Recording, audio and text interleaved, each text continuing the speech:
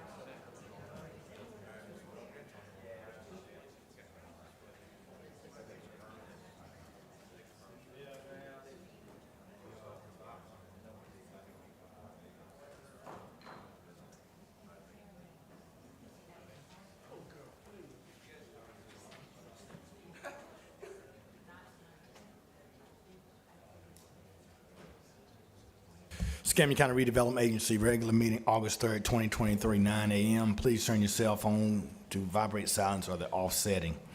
Is there proof of publication? Yes, the CRA meeting has been properly published through the Escambia Sun Press on July 27, 2023. Do we have any speakers for public forum? Not to my knowledge. Thank you. Technical and public service consent agenda. Recommendation concerning Community Redevelopment Agency meetings minutes, June 8th, 2023. Mr. Chairman, I move the technical public service consent. Second. We have a motion and a second. Please vote. We can do it by raising our hand. Thank you, guys. Passes unanimous. Thank you so much. But budget and finance consent agenda. Yes, we have 4 items for your approval. First item is recommendation concerning residential rehab grant program funding and lien agreements, A and a B. Second one is recommendation concerning the cancellation of residential rehab grant program liens, A and a B. Third is recommendation concerning residential roof program and funding lien agreements, A and a B. And the fourth one is recommendation concerning hurricane loss mitigation program funding and lien agreements, A and a B. Mr. Chairman, No speakers. I move the item A and B. Second. We have a motion by Commissioner Berry, second by Commissioner McGosh. Please vote. It passes unanimous. No discussion? Mr. Chairman, Yes, sir. on 5.3 and 5.4, I just want to have just a discussion. One of the properties is in yours and one's in mine. St. Mary, and I brought this up with Everett. The cost of the roof is like $41,000 and the property's $27,000. And the one in Decatur is $21,000. These seem a little bit excessive in the cost based on the price. I just want some discussion on how we got to those numbers. Yeah. Why wouldn't it have just been a rehab job? Did we rehab the whole house, or we just did a roof for $40,000? Once they got into the roof, someone had came in and did some patchwork on it, and the whole roof was just terrible. So they went back and just redid the whole roof. I have pictures. We didn't see it during the pre-inspection? No, during the pre-inspection, I wouldn't have done. And the one that's for $21,000, that's part of the hurricane mitigation grant that we had. It does seem excessive. I mean, I do a lot of construction. A $40,000 roof almost would be, I'd do a whole remodel on a house. That does seem excessive to me. But you probably just want to give us all the backup and all the pictures that you have in the file on it. I got it right here. Because what condition is that house in now? I'd have to get the after pictures, but we'll look at it and see. Okay.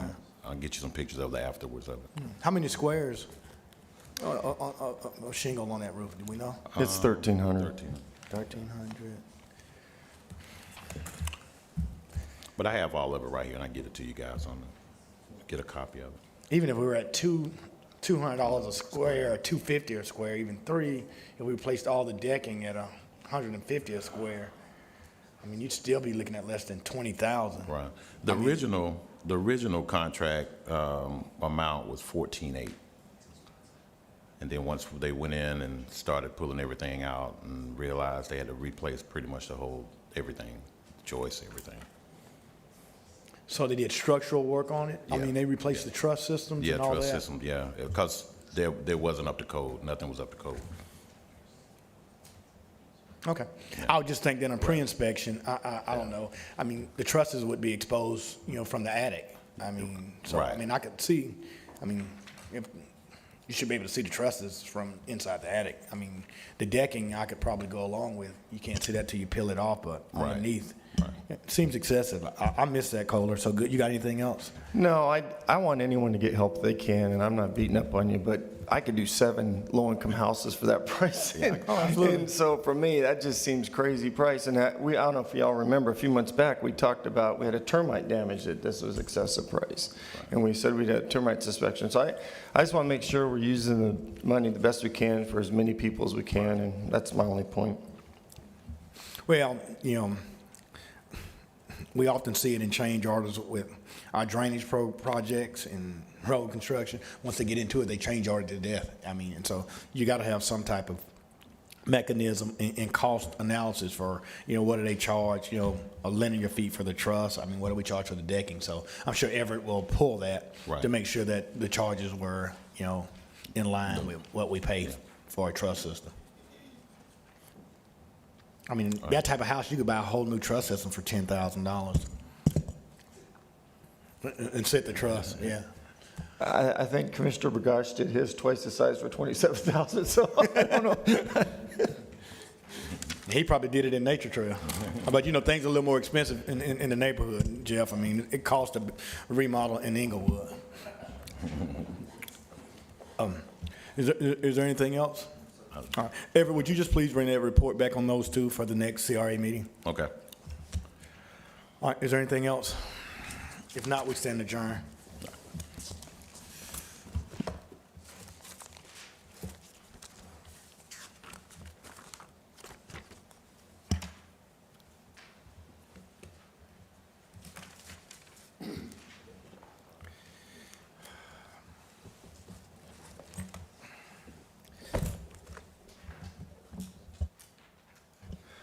Board of County Commissioners regular meeting, August 23rd, 2023, 5:30. Invocation, Commissioner Kohler, do you know who will be doing that? Yeah, Pastor Vincent from Street Ministries will be here tonight. Got it. Who would like to do the pledge? I'll do it. Commissioner Bergosh will do the pledge. Are there any items to be added to the agenda? No, sir. Nothing for me? No, nothing for me as well. No, sir. Mr. Chairman, I may have a small discretionary allocation for the PTA at West Florida High School, but I'll let somebody know this afternoon. Okay. Good. Both of my kids graduated from that school. Commissioner's Forum, Commissioner Bergosh? I'm going to defer my comments until this afternoon. Thank you, Great. Mr. Chairman. I'm the same, Mr. Chairman. Thank you. Commissioner, thank you. Wes? Thank you, sir. Proclamations, adopting proclamation declaring Tori Harris for selection employee of the month. Who's doing that? Scott McDonald.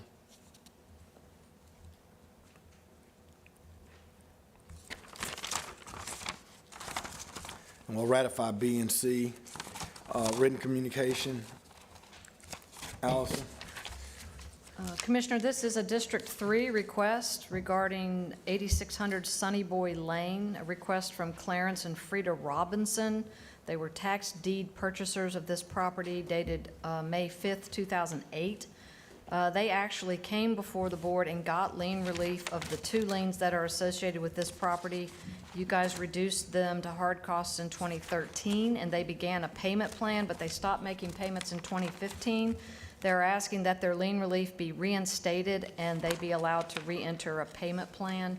That's usually something administered by the clerk's office.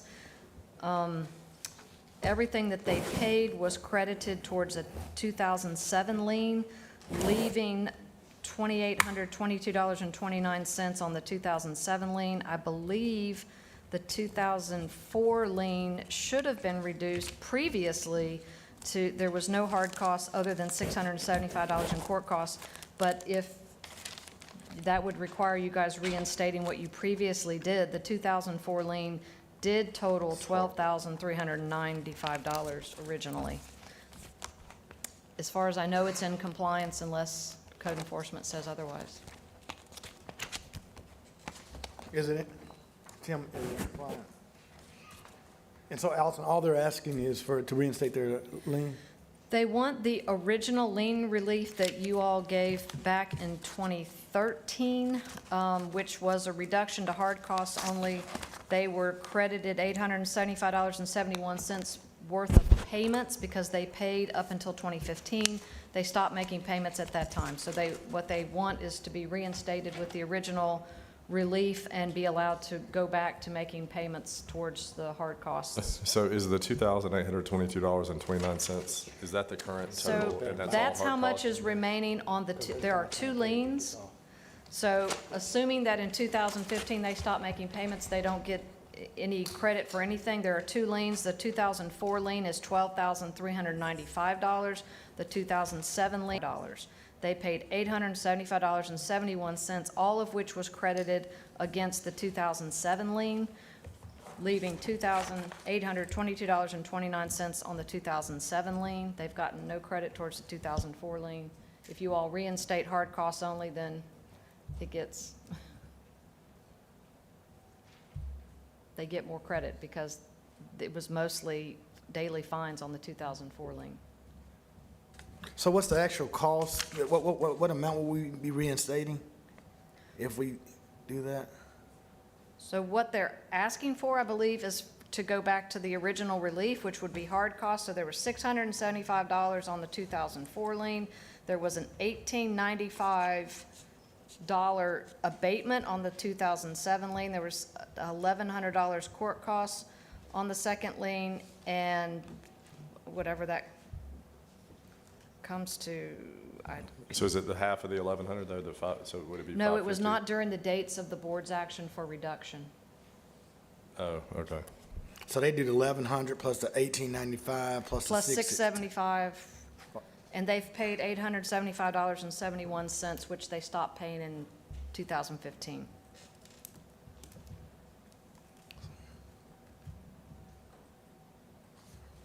All right. Anything else, Steve?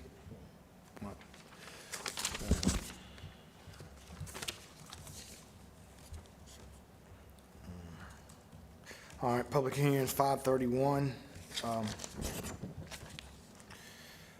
Public hearing to adopt ordinance amending Volume 1, Chapter 9, Division 2, Sections 9, 52, 90, 56, 90, 57, Escambia County Code of Ordinance relating to tourism development tax. Allison? Yes, as you're aware, the county was the subject of a TDT JLAC audit, and the final report and response were issued some months ago, back in February of 2023. The ordinance that's before you this evening is to provide for some amendments to the existing county TDT ordinance in order to come into compliance with the comments made during that audit.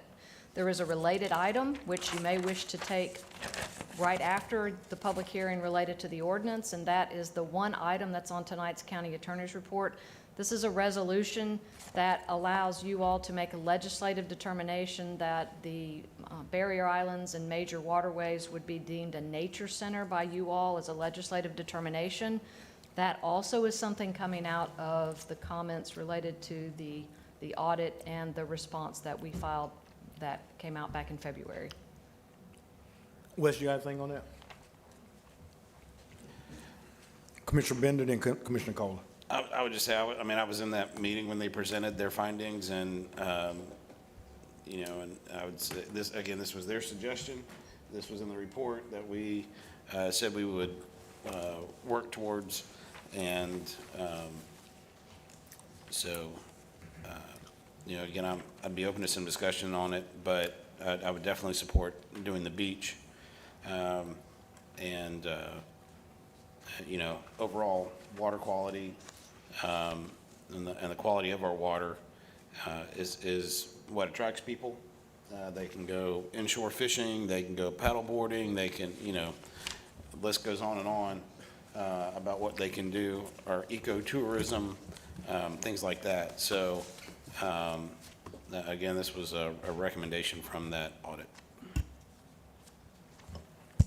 It's pretty much verbatim the recommendation from the audit, Robert. I mean, I know you're on the TDC. Jeff's on it. Oh, Jeff's on it. Yeah. I wouldn't say that they gave us the wording. It was, I think this was one that we had to go out and find, but it was definitely their suggestion to name some of these, declare some of these things nature centers, and where they served a tourism purpose to support clean water and promote tourism. Yeah, and I will just let you guys know, I think I mentioned this before, serving on the TDC, they're not wild about that language. They think it's overly broad. I don't necessarily disagree. I would have liked it if this would have been in the written report. I understand they gave it verbally, but, some folks on that board believe that this is a way to kind of circumvent the spirit by making it overly broad. I don't necessarily disagree, because if you think about the term nature center, you think about, like a civic center or a center, centered on one.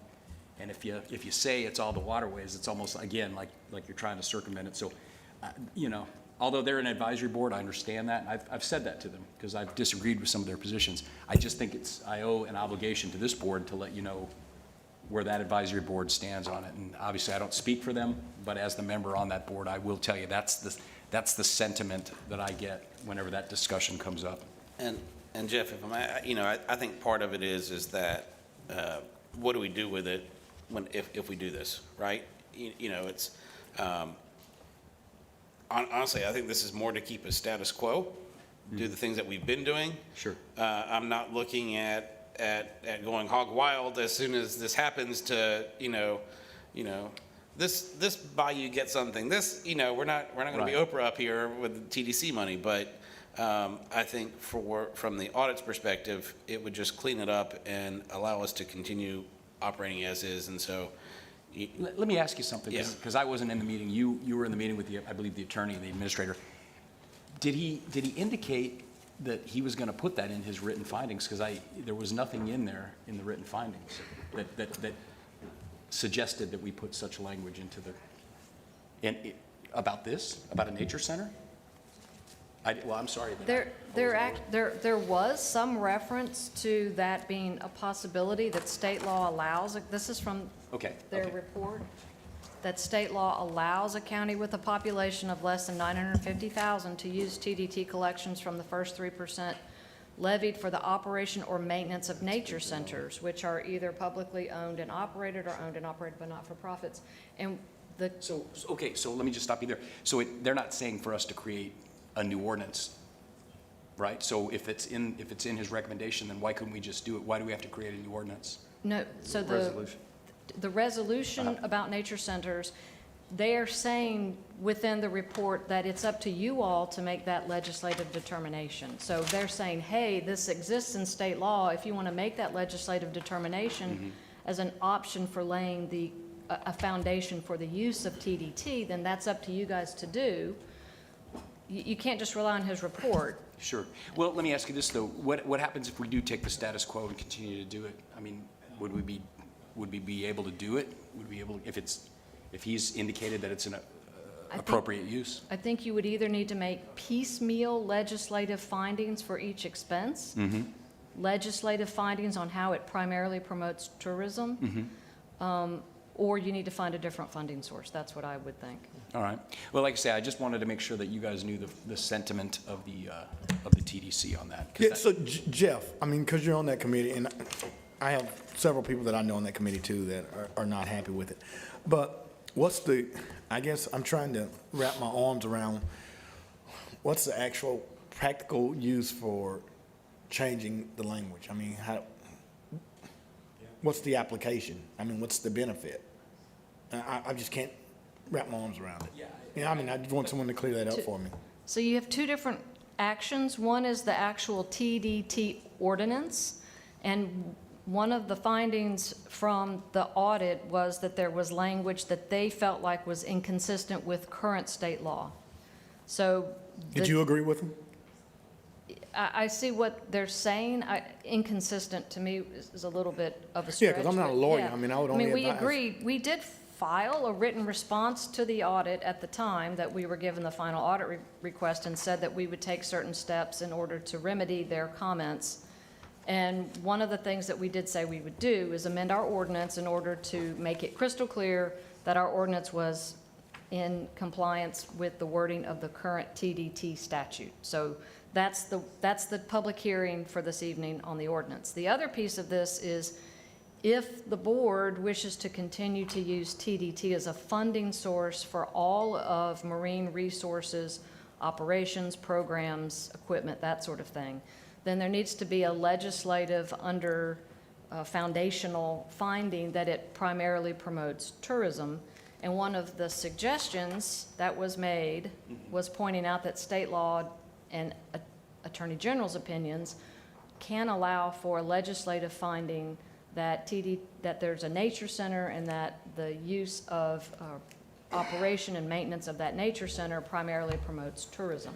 It's an option for the board. You don't have to do it, but that's the resolution that is associated with the ordinance insofar as those two pieces are a large part of responding to the February audit findings. So that's a recommendation coming from the auditors that we should change that language. Yes, there were 3 findings from the audit, and one of those findings was that you need to update the language in your ordinance. One of the other ones is this finding 3, which has to do with, they questioned some of the expenditures that the TDC had asked them to look at. They did look at those. A lot of that has to do with marine resources, top to bottom, because we're paying all of marine resources salaries and programming and equipment out of TDT. And the preference was that there be more, the audit finding was that there needed to be stronger legislative findings on how that primarily promotes tourism. Nature Center is an option that is allowed in state law, as they pointed out in their report. And and AGOs have found that. There have been some findings where they said some counties were appropriately finding something was a nature center. There have been some others where someone tried to extend the shoulders of a roadway, and they said, well, a roadway is not a nature center. What But is a the walking- definition of a nature center? Alan? Yeah, so the AGOs talk about that. There's not a statutory definition within the TDT statute that says what a nature center is, but there are at least 2 AGOs that talk about that. And what they say is, look, the only thing you can do is deconstruct it. Since the state legislature did not give us a definition, we can deconstruct it and take out the 2 words, nature. Nature means the out of doors, the outside landscaping and scenery, and center is a focal point. And so they say that's the only way we can look at it is deconstructing those 2 words. And they have found some things are nature centers, some things are not. A multi-use path that goes over several inland waterways was considered a nature center.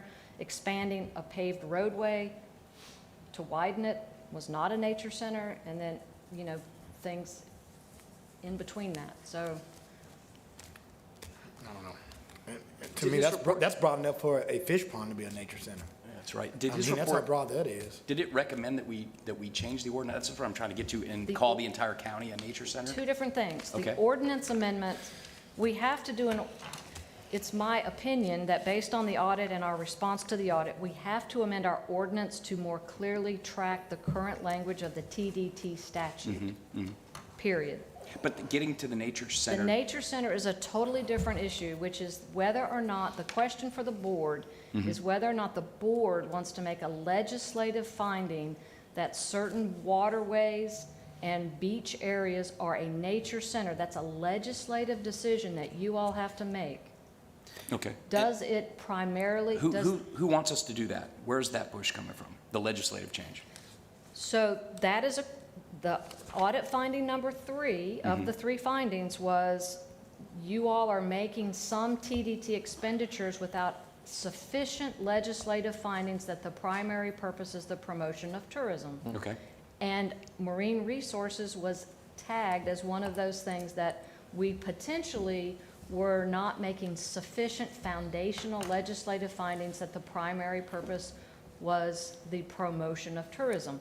So one of the options to the board is if you want to continue to make TDT, the funding source for marine resources, they're saying one step forward to making that legislative foundational finding would be to deem the areas where you're spending that money a nature center, the primary purpose of which, the maintenance and operation and support of which is the promotion of tourism. But that would That's the also- resolution. But that would also include the 125 that we spend for mowing on Pensacola Beach year-round.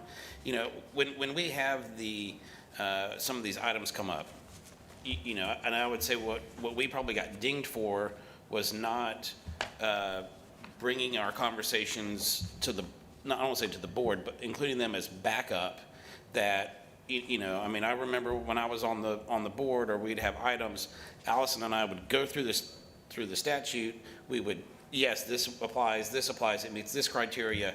We would do all of that before we put it on the agenda. So we knew that it met the criteria.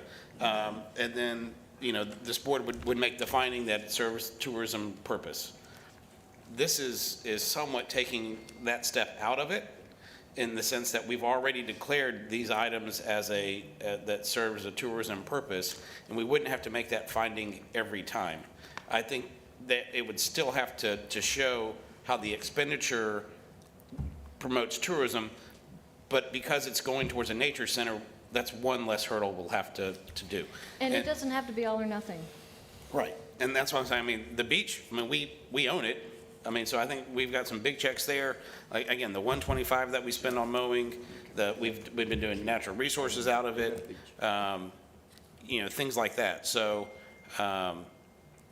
you know, I'm not trying to conflate the two, but the changes to the statute that we need to make is that they didn't really ding us for doing anything wrong, but they said if somebody new came in, and because the statute says that the clerk would have 3%, that they may just automatically do it, but it has to be that it's what she spent. And so they want us to amend it to say up to 3%. And so that's the little change on the statute. But the other one, the resolution, that's just saying that yes, that we find that our waterways and things like that, the beaches, are focal points of tourism, and that to spend tourism dollars on upkeep, maintenance, improvements, things like that, serves the tourism purpose. Is that? Well, I'm glad you're figuring out how to take some tourism money to mow the grass on the beach. I mean, that's who benefits from it. You know, the tourists. You know, my people don't benefit from it. Kohler? Well, first, Madam Counselor, I think we should marry this up tonight, since obviously there's a lot of discussion. That was your original question. But the second point I want to make, the chairman of the TDT reached out to me Monday on this, and obviously I think it sounds like the ordinance is within alignment with the audit findings. But I told him that I would come back and ask Wes and them to see what the actual money amount was, because what we're really doing is reallocating funds. That's out of a different pot. So I have the mowing and some of the stuff under the natural resources, which Wes, I think, is about $125,000. I think that does add to the tourism. 475 altogether. 475. So I'm in conflict between the status quo and the depth of what natural resources is, because just like your beach, Jeff could argue that for Perdido Key, or we could argue for Lake or anything else. So I think Chairman Bear is going to come down tonight and express his concern about the resolution. But I guess if it's $475,000 and we don't think it's going to move, maybe we should define the natural resource a little bit more with a narrower scope. It's the Marine Resources Division of Natural Resources. It's not all of natural resources. Yeah, I understand. So, but I think what you were saying was the beach. Maybe we should narrow down what we mean by natural resource, or am I missing Well, that? I think the concern would be, I mean, one, Pensacola Bay is a large part of it, right? I mean, and we've shown that. So I think either, I'd say either, but correct me if I'm wrong, Madam Attorney, we can go ahead and do this now, and like I say, it prevents one less hurdle, or every expenditure that Marine Resources would make outside of the beaches areas, it would have to come back to us to deem it as a, you know, I mean, so I know Captain Turpin has spent a lot of time reefing the bridge rubble the last couple of years. And that was in the Gulf of Mexico. So, I think we could agree that that would probably be it and might settle some people's fears that it's out that way. But we don't want him to, every timesheet or something that we'd have to come in and approve it, or,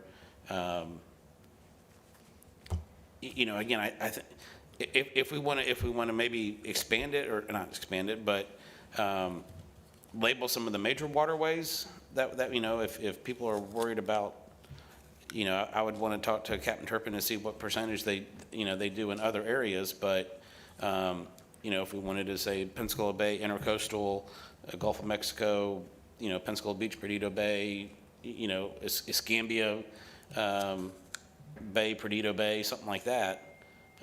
If that, help things again. That's why I was saying earlier, I'd be open to those discussions. But, ultimately, I would say all of it feeds into these bigger bodies of water that we have to be maintaining and watching, to, like Little Sabine. I mean, it's water quality in there, and, everybody coming down for Blue Angels and what we're trying to do with that. So I hear their concerns, and again, I'm looking for status quo on what we've been doing, and this would allow us to achieve that just more clearly. Because we're not creating an ordinance, I guess you're trying to seek a resolution for clarity is what we're trying to do, Allison? Or, because we're not necessarily making an ordinance. We will. Two different things. Yeah, it's two different things. For the nature The center, resolution about a nature center is not an ordinance. It's essentially memorializing a legislative finding on the board's behalf. You absolutely do not have to do it. I mean, it's fine. I mean, I'll lean to you guys that have these nature centers in your district. But I don't know how legislators vote to designate something as a nature center, independently in isolation. I mean, it's either a nature center or it's not, in my opinion. And so when you start, picking and choosing which one you want to be the nature center, I think that we're opening up a can of worms. I mean, if the will is, as Commissioner Cole just said, economics, listen, I mean, at the end of the day, we make the vote. I mean, if we feel that they need to be paying to mow the grass on Pensacola Beach, I mean, I got the political courage to say that's what we're going to do. I don't need to hide behind a resolution or ordinance to do the right thing for me personally. I mean, if that's the way it's paid and we're doing it legally, let's do it. I mean, I don't need to create another ordinance or resolution to say that, that we taught, our waterways in Pensacola Beach as our biggest tourist attraction and we don't want to pay for it with tourism dollars. That doesn't make sense for me. But, I mean, we'll wait for the night. Stephen?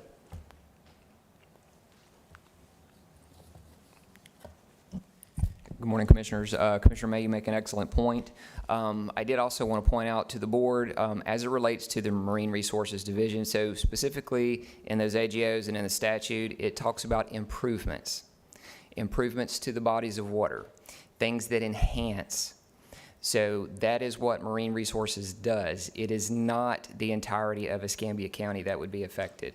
So again, Perdido Key Beach, Pensacola Beach, those large bodies of water that ultimately flow out into the bay, the artificial reefs that are maintained by the Marine Resources Division, which are tourist attractions.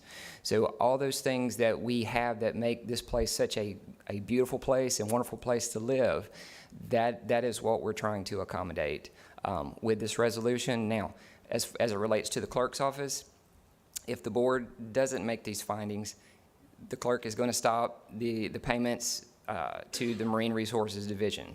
So we will be, it'll be put to a different funding source. So that's what I say. We will stop to the Tourist Development Tax Fund, and it'll be transferred over to the general fund, for instance. So that is why we're seeking the board's support with the resolution and ordinance. Wouldn't be the first time the clerk stopped the payment. That's fine. Wes, you got some? No, I would just follow up with what Stephen said. If it doesn't come out of this fund, out of TDT, it will absolutely, 475 will hit the general fund, and that's how we'll have to fund it. Any more discussion? Great.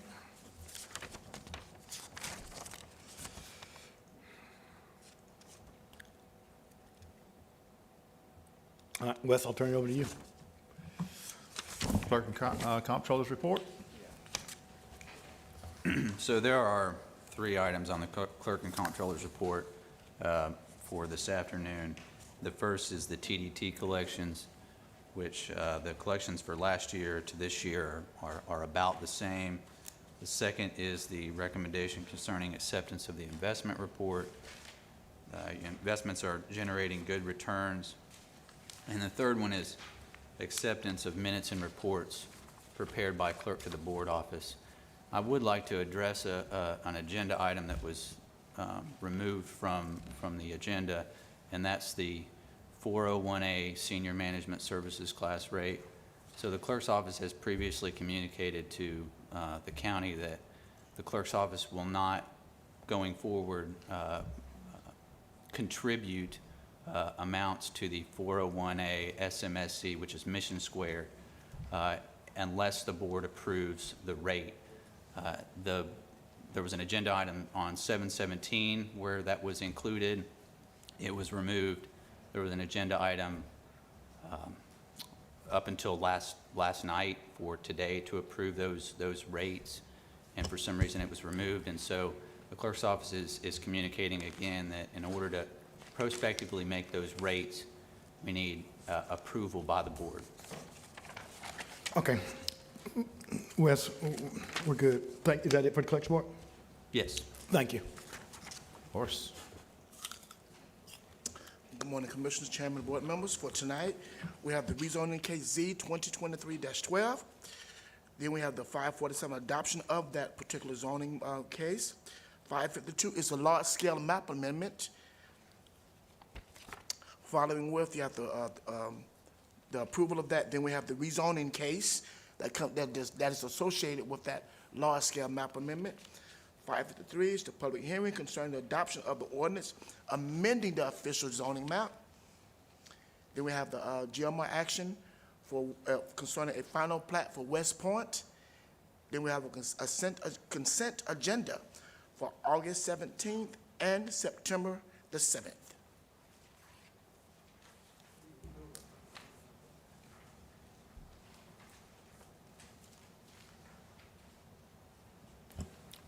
The public hearing, UWF development agreement. Excuse me. The scheduling of that, yeah, so it's gonna be coming back. This is related to their master plan. Yes, sir. It's a little different than what we took up last week. It is different, yes, sir. All right, CAR 1, item number 1 is recommendation concerning Community Redevelopment Agency meeting minutes. 2 is recommendation concerning the amendment to the Escambia County Behavioral Health Transportation Plan. 3 is recommendation concerning a general agreement between the National Park Service, Gulf Islands National Seashore, and Escambia County, Florida for the provision of emergency medical services. 4 is concerning the request for disposition of property for the Public Safety Department. 5 is concerning the request for disposition of property for the Engineering Department. 6 is concerning the request for disposition of property for the Corrections Department. 7 is concerning the request for disposition of property for the Development Services Department. 8 is recommendation concerning the scheduling of a public hearing for September the 7th, 2023 at 5:32 p.m. to consider the vacation of a drainage easement. CAR 2, item number 1 is recommendation concerning the cancellation of residential rehab grant program liens. Item 2 is concerning the contract award for State Housing Initiatives Partnership Program Housing Rehabilitation Services for property located at 1293 Kramer Street. 3 is concerning Escambia Consortium Housing and Urban Development Fiscal Year 2023 Annual Action Plan. 4 is concerning Hurricane Loss Mitigation Program funding and lien agreements. 5 is concerning Residential Rehab Grant Program funding and lien agreements. 6 concerning Residential Roof Program funding and lien agreements. 7 is concerning the acceptance of Florida Department of Environmental Protection Agreement, number 22PLN35, in the amount of $687,500 for the compound rain and tidal flooding. Yes, sir. Mr. Chairman. Hold number 2, I'll get with Claire in between, and maybe, we may not have to hold it, but can you hold that? Sure, absolutely. Mr. Chairman, I was going to ask to hold that one, so. Okay, yeah, I kind of felt that. All right, so yeah, let's hold number 2. Okay. 8 is concerning the State of Florida Department of Environmental Protection Resilient Florida Program Grant Agreement, number 22FRP117, in the amount of $2,656,000 for the 11 Mile Creek Restoration Stormwater Enhancement Project. 9 is concerning change order number 2 to Specialty Products, Inc. for garage door replacement and repairs. 10 is concerning modifications number 1 and number 2 to agreement number TO246 between Florida Division of Emergency Management and Escambia County, Florida. 11 is concerning the state funded grant agreement to update the hazardous materials facility analysis. 12 is concerning the change order number 1 to Halcor Group, Inc. for ambulance chassis. 13 is concerning change order number 2 to purchase order number 230650 for Bob Barker Company, Inc. 14 is concerning the issuance of a purchase order in excess of $50,000 for fiscal year 22-23 to Motorola Solutions, Inc. for the Corrections Department. Wes? Yes, sir. Just because I identify these change orders and we're going to get on a $20,000 change order, just for clarification, I think Eric talked to us about it. It was on number 12, the change order was just because of when we were purchasing the vehicles, correct? Correct. They actually ordered the wrong chassis for us, and they also ordered the wrong chassis for the fire department in New York. Turns out the ones they ordered from New York will fit very well for us and work very well for us. They are 4x4 chassis. And so in addition to the cost of the 4x4 and the cost of the components are coming in higher than expected, that's the cost, that's the reason for the additional $420,000. Also, it expedites the delivery time.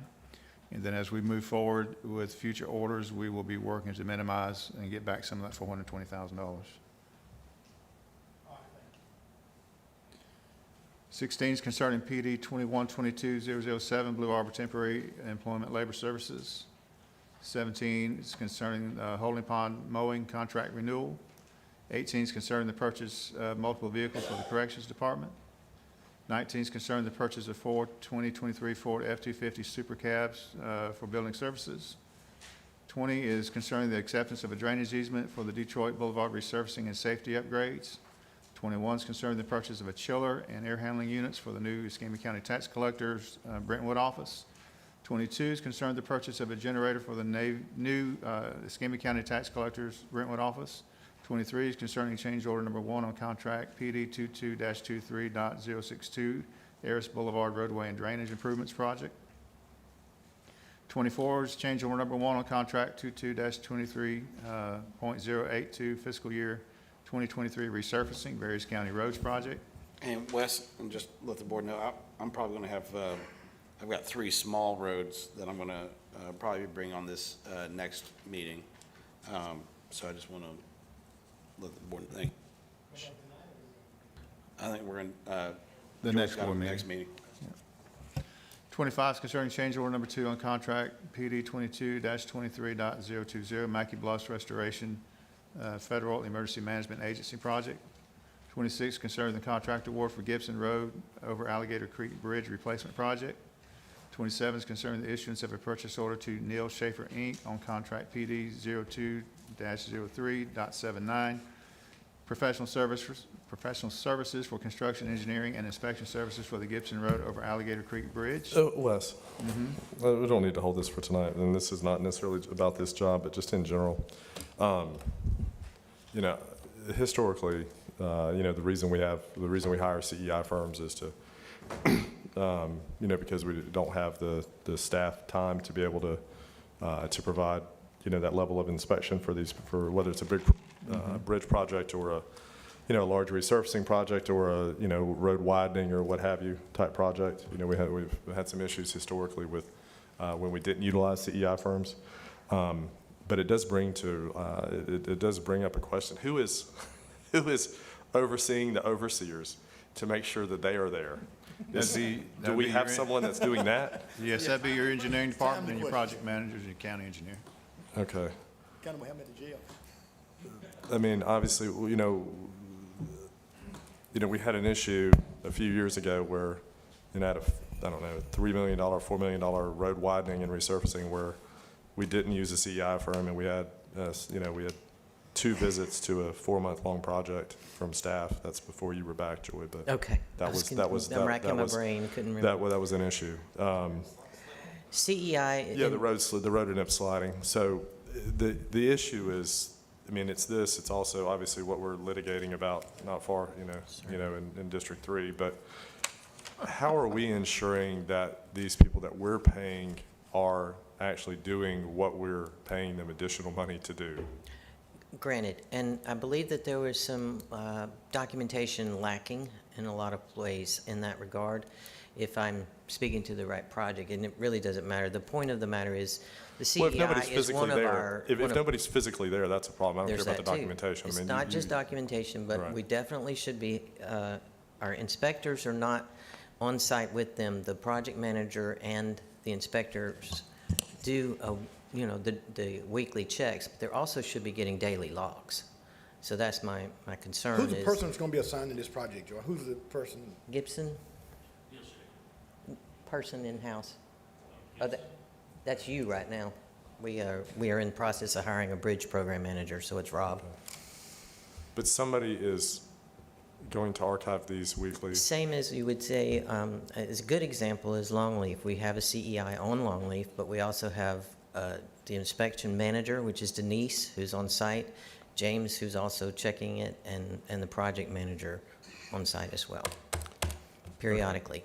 That they are not capable of being on site and doing the testing that's required. So Yeah, those parts are different. And I get that part. I realize we don't Yeah. have staff people that are going to be physically there every day, but we're paying someone to be there physically every day, and we need to ensure that there's a staff person that's at least, very regularly ensuring that the people we're paying to be there are there on a daily basis. It's No less than 3 times a week, probably more.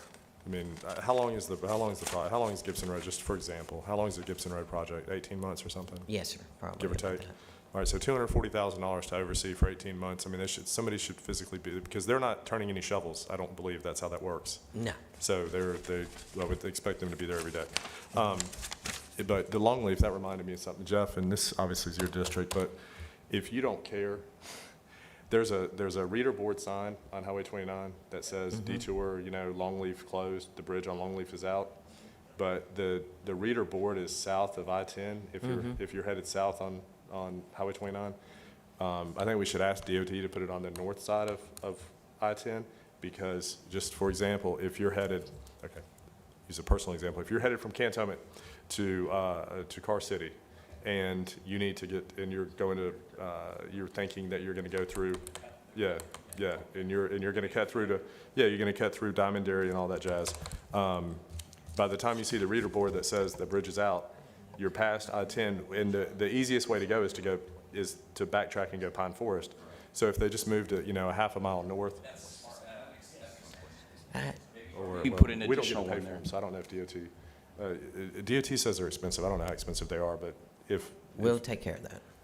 if we can move it a half a mile north. I hadn't even noticed, I'm sorry. I noticed going home every day, it's there on the south side, but I hadn't even noticed on the north side. But do you see what I'm saying? Yes, sir. Because the easiest way is, if you know the bridge is out, then you're going to take I-10 need to Pine I-10. Forest. You need to get on I-10. Yeah, not have to circle back.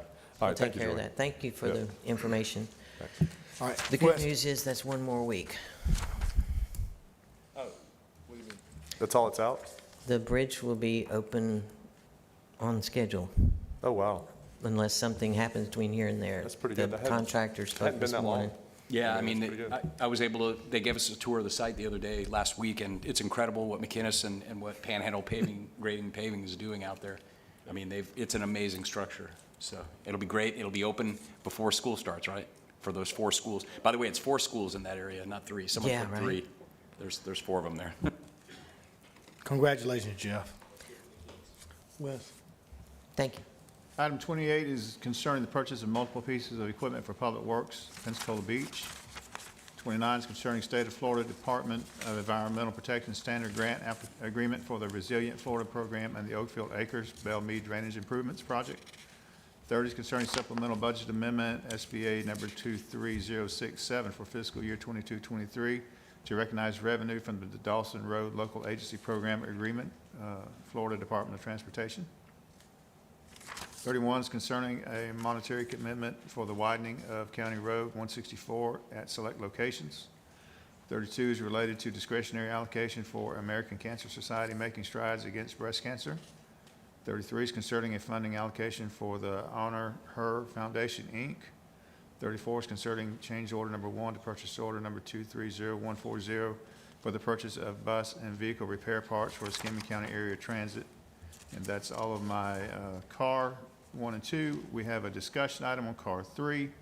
I'd ask Joy if she would like to come and just do that this morning. It's not really anything you need to take action on. It's just for your information edification. Commissioners, I wanted to just take a chance to kick off this discussion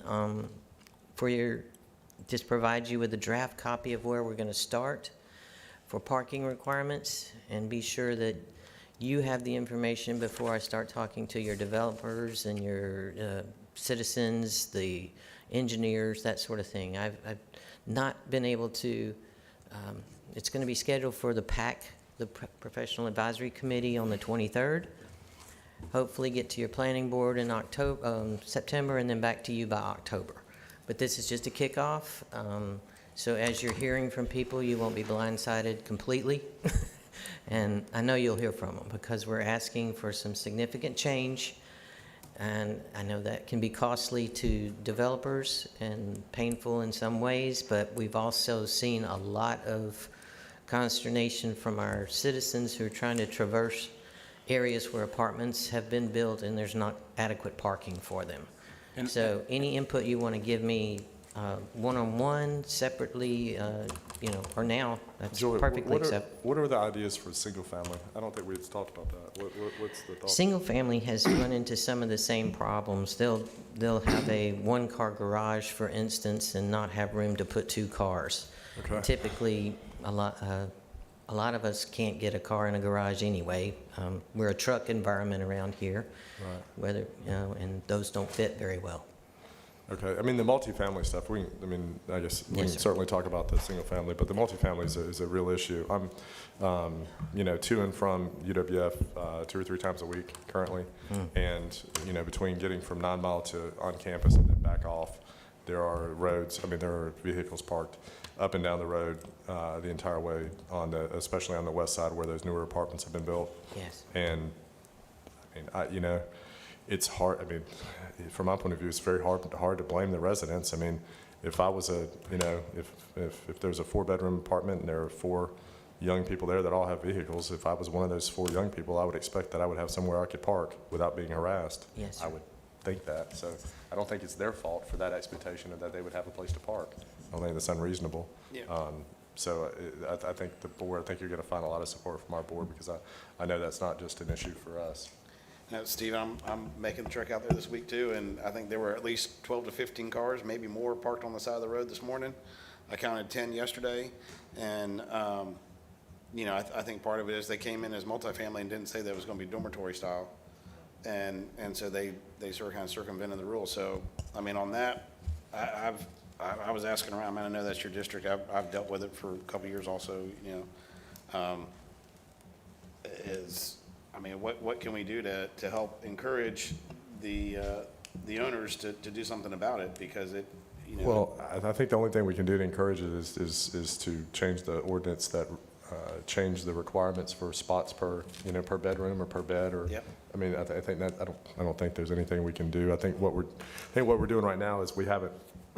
I know at least around the university, since that project, we haven't approved any new ones. I do think, based on some conversations with some of our planning and zoning leadership, that we are now, I think just conversationally, our staff is telling someone that's asking about multifamily that, it doesn't matter what the code says, we're not going to approve that until without more parking. So I think they're taking the leadership, they're taking some leadership from our board's discussion, but I think we can help them now by by figuring something out in actual code. And I think that was one of the big concerns that we had with the project that we had over in JoJo Finley, that they came talk to us for so long, was that there wasn't even enough parking on the street almost to fit a second car. Right. Because there were so many driveways and everything else like that, so,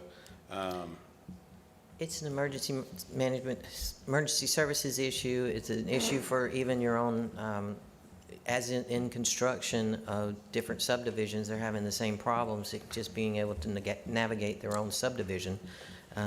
Commissioner District 1 has had that issue deal with in Deer Run. In conversation with Allison, she suggested that we bring this as a informational item today so that we could discuss it further at the PAC and draw the attention that we need to get the good conversations going. Because And Joy, and we let do me- need input from. So input, the issues of parking in the north end is going to be completely different from the parking issues in the urban core. And when you're talking about compatibility, particularly my district that connects with the city, they are creating probably, they're less restricted on parking. I mean, that's the move. And so when we were, quite frankly, in a meeting on Live Local, the affordability of infill housing, parking has a lot to do with it. So, I mean, I just don't know if there's a blanket ordinance of a parking requirement that's going to, One size positively doesn't fit affect the all. rural area and positively affect the CRA. And One so that's size going to be can't fit key. all, I'm sure. It cannot.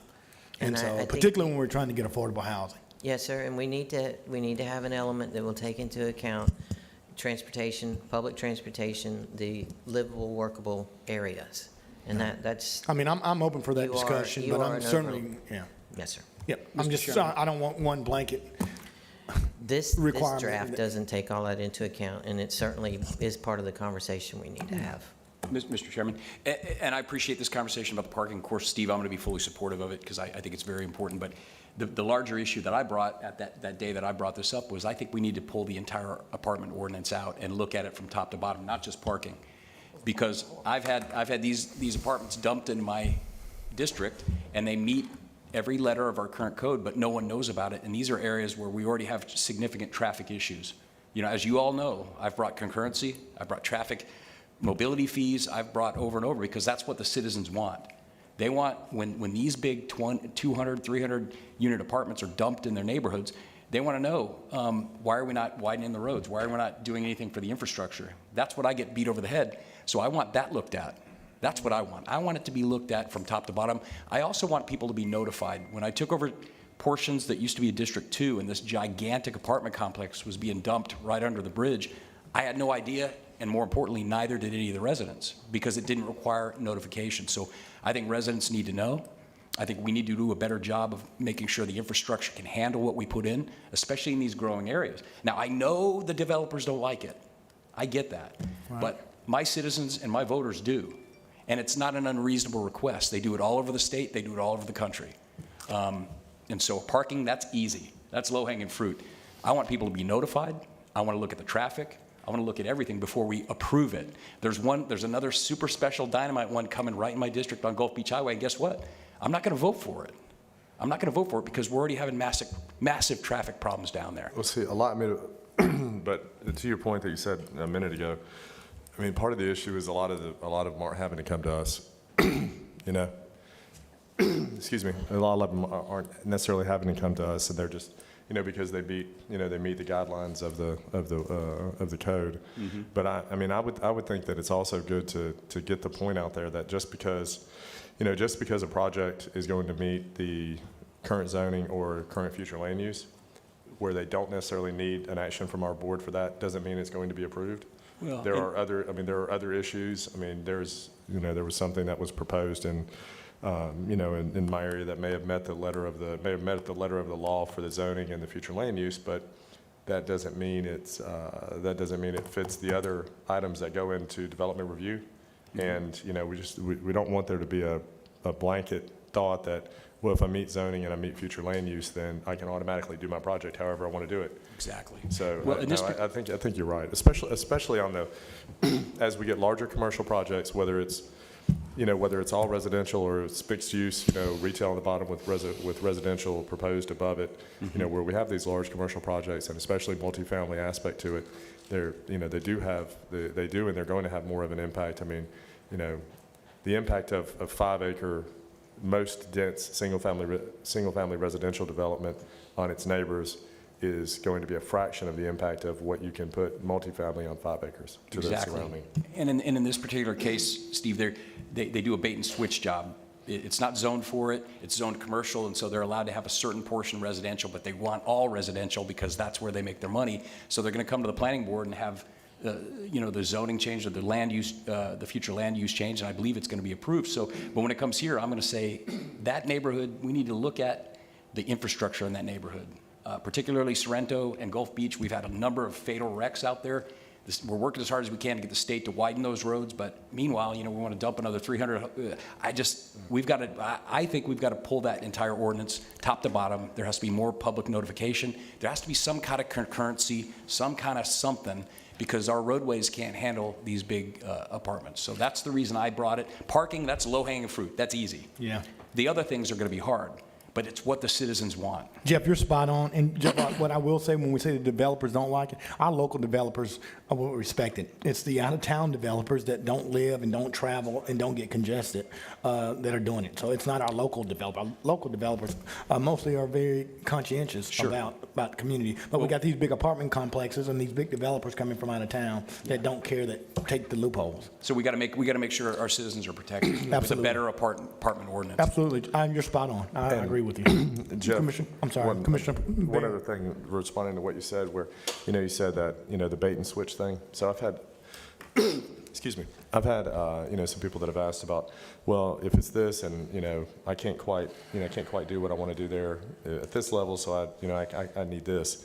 Well, I mean, I've encouraged folks to, and, you know, not that many people have utilized it, but I've encouraged them to try to use PUDs and plan unit developments just because, you know, you can often, it takes that worst case scenario off the table where, you know, you know, you've had this issue, I've had this issue where they say, well, I need this rezoning because it will allow this, but I don't want to put that much there. I only need a little bit more than this current zoning. Okay, well then, yeah, and then they can do something else with it. Well, they're not stuck to that plan. If they bring it forward as a PUD, then they're locked into this is the plan, and it makes the prospect of saying, okay, well, so what you only need an additional 10 units. Okay, well, this locks you into those additional 10 units rather than you getting an additional 400 units and saying, well, we're only going to use 10 of those 400. Well, you might have only intended that, but once you see the economic impact of the property now has a certain value, and now you can divest it and make a lot more money by selling it because it has a lot more entitlements that come with it. So No, that's a great idea. I like that. And I will say this, there's been developments in Beulah now too, you know, and we're told, okay, it's going to be apartments here, and then in front it's going to be mixed use, and we're going to have a medical office and this and that. I look at it now, it's all apartments. The medical never came, the Chick-fil-A never came, not even the car wash, because we've got too many of them. We just get more apartments on top of apartments on top of apartments. We got to rein it in, guys. We got to rein it in. So we need to do a lot more than just parking, Joy. Committee A of the lot whole. more. I think it sounds like I need to get with the administrator and coordinate with you guys on a committee of the whole conversation. I think that'd be a good idea. But as for this, we'll continue discussions in our meetings monthly and through the administrator's office and the PAC. Joy, one second. Allison, did Yes, we sir. end up getting some good ideas from some other university areas, or did we not really get much? A Can year or certainly so dust ago? that off. I know there was that awful issue that was in District 4, University Parkway area, and we did gather some things. We can go dust that off. I think we looked at like overlays. That was, Yeah. There was, I know we talked to you, Yeah, I or believe that's Susan what Wolf they talked to Yeah. some people at UF maybe or somewhere. Yes, about- the I think it was more on university. overlays. Okay. overlays. Before we adjourn, Mr. Chairman, Wes, we do have that offer on OLF 8. Thank you, Joy. Is there not some reason why we're not going to discuss it? I mean, obviously, we've had it for a week. We can discuss it right now. Well, I mean, I guess we could, but I mean, it's not on the agenda, so if we put it on the agenda. Let's put it on the agenda to discuss it rather than. Under a discussion, yeah, that way folks can come and sit and come to our meeting and speak to it during the agenda, Yeah. right? So we're going to add it under a discussion? Sure. Is that Yeah, good let's with put you it for the next meeting. Jeff, the reason I wouldn't want to discuss it because someone will say, well, they were not informed. So I'd rather discuss it at a meeting that we've advertised. And that way, folks that want to speak at public forum, there'll be plenty of time for those. Commissioner, what- And they can speak at the regular agenda. Okay, what do you think about us preparing? I mean, I do think, in my opinion, I think it's, we have a response to our response. I think that in good faith, I think it's appropriate. I don't think it's unreasonable. I think it's appropriate that we now respond again under terms that we would actually close under, and allow that to be received and perhaps acted on and perhaps not, but allow that to be done, rather than just in my opinion, I have had some pretty extensive conversations with Wes and Allison about it. I'm pretty comfortable with what I would be supportive of in a response from us, rather than waiting 2 more weeks. What do you think about allowing Wes and Allison to just kind of work with each of us individually to make sure if we can come to something that's pretty cohesive county response, going ahead and making that response, and allowing them to either act on that or not act on it, and if they don't act on terms that the county would be willing to close, then then we're able to have other discussions. I realize we hypothetically could have discussions now, but in good faith, we're going back and forth a little bit with them. And Yeah, no, if we respond and then that's not terms that they're comfortable with, and it allows us in good faith to have other discussions that I can tell you those are not going to take a lot of shape until we either act or decide to not act on who we're talking with now. There's not going to be a lot of substance to those discussions until we address the issue with Horton. Well, I've got a number of items, because I've been getting a lot of emails and phone calls and people, because I think it's good that the contract is out there. That way folks can look at it, kind of hold it, compare it to what they thought we were going to do. And I think there's value in us discussing it so that the citizens know. They think it's Jeff Bergash's decision. They think it's District 1. This isn't my decision. It's my district, but this is a countywide asset, and it's a big decision. So I prefer to have a discussion tonight. I prefer to have a discussion because I want to hear, Steve, what you're thinking about it. I want to hear from Robert. I want to hear from Michael, and I want to hear from Lumen. I mean, I want to hear, and I want to talk about where we're at on this thing. And one of these days, we got to land the plane, Steve. We've got to land the plane. I mean, and I'd like to know where everyone is on it, and I'm certain that there's citizens that would like to know as well. I'm okay with that. Candidly, I've given my feedback to Wes and Allison as far as what terms I would be willing to. Yeah, what terms I. Y'all want to talk about it tonight? I mean, I've given them my feedback of what terms I would be willing to close under, and yeah, and yeah, as long as I'll tell you this, as long as we were all there was a pretty cohesive agreement with the previous county response, which I think amongst us, I think there was, then, we can talk about it tonight, but my personal terms that again, I would be comfortable closing under are candidly going to be very similar to what we responded last time. There are a lot of things that we just, that I just don't think as a public body we can allow to happen that are going to have to be terms in the agreement. So yeah, absolutely. Well, those two, yeah, legally certainly, but good practice and policy, but legally certainly. Well, yeah, I'd like to delve into that a little bit tonight, Okay, guys. that's fine if you want. And that way people know we're playing poker with our hand in front of us, right? Sounds good. No secret deals. Well, You do a pretty good job of that. You get it out there, buddy. So yeah, you get it out there. That's right. we got our own PIO. That sounds great, Wes. Is that good direction? Great. Is there anything else? Allison's already had hers. Commissioners, we do have another meeting on August 17th. It's a morning meeting, and I was hoping if I could get the consensus of y'all to switch that meeting to either the 14th, 15th, or 16th if it doesn't conflict. That's next Thursday. No, it's a board meeting. Okay. If that's not a conflict. It may affect some of the public hearing dates for the growth management folks. I don't know how many of those have already been scheduled. I mean, it's Have they already been scheduled? administrative matter to address. I can make the move. I mean, we, Yeah, I mean, why can't we inform them at this point, Horace? What would be the I problem? have another engagement on the 14th, but I can't do it that day. You could do it on Tuesday the 15th, or, I mean, Wednesday the 16th? I could do Wednesday. yeah, Wednesday works. Wednesday's better. Wednesday. So, unless Horace is telling me we just can't do it.